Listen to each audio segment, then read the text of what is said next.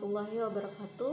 Yang terhormat Bapak Dr. Muhammad Haris Baladi, SEMM, selaku dosen pengampu mata kuliah pengantar bisnis Islam dan teman-teman kelas perbankan syariah 2. Saya, Silvi Salafi Salkina, sebagai moderator juga sekaligus pemateri pertama dari kelompok 10 yang akan memandu jalannya diskusi pada sore ini dengan judul pemasaran dalam bisnis. Selanjutnya saya akan memaparkan materi saya, yaitu pemasaran dalam bisnis, yaitu pemasaran. Apa sih pemasaran?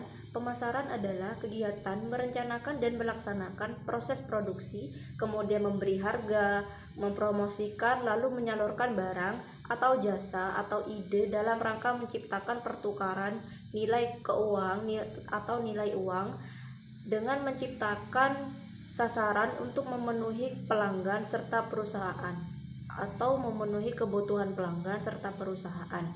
Pada hakikatnya, pada zaman dahulu, hakikat pemasaran itu sudah ada. Bahkan pada kehidupan seperti tumbuhan dan hewan pun juga ada pemasarannya. Akhirnya pengetahuan pemasaran itu semakin canggih dalam taktik juga strategi yang dipakai sejalan dengan kemajuan perekonomian dari economies of scale atau ekonomi masih langka berubah ke economies of relative atau ekonomi yang relatif banyak, seperti saat ini contohnya itu menggunakan teknologi yang sudah canggih seperti tidak seperti dulu. Kalau dulu itu kan memasarkan itu kan seperti menggunakan teknik barter atau menggunakan koin-koin, sedangkan sekarang itu sudah ada nilai mata uang rupiah yang digunakan untuk melakukan transaksi pemasaran juga sebagai persyaratan utama dalam melakukan pemasaran tersebut. Dalam definisi pemasaran dalam bisnis itu ada memasarkan barang.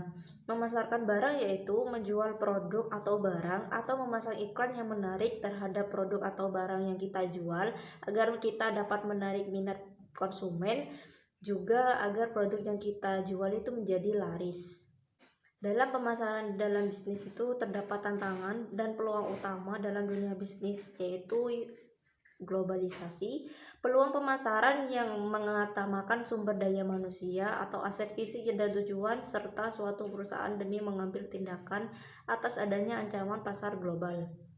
Yang kedua, kemajuan teknologi, yaitu peluang pemasaran yang dapat diakses melalui jaringan internet maupun situs-situs terkait dengan menciptakan kekuatan pasar dan perekonomian yang baru. Yang ketiga, deregulasi, yaitu peluang pemasaran yang merujuk pada mengurangi atau menghilangkan aturan yang menghambat kegiatan ekonomi tertentu dalam pemasaran dalam bisnis. Indrio tahun 2014 mendefinisikan bahwa perusahaan yang tidak dapat menyesuaikan diri dengan perubahan-perubahan yang terjadi dalam lingkungannya akan mengalami kesulitan dan mungkin akan jatuh pelit atau kebangkrutan. Sebaliknya, apabila perusahaan dapat menyesuaikan diri dengan lingkungan, maka perusahaan tersebut akan memperoleh kemajuan usaha di bidang teknologi atau bidang lainnya dan usaha tersebut akan berkembang. Seperti itu.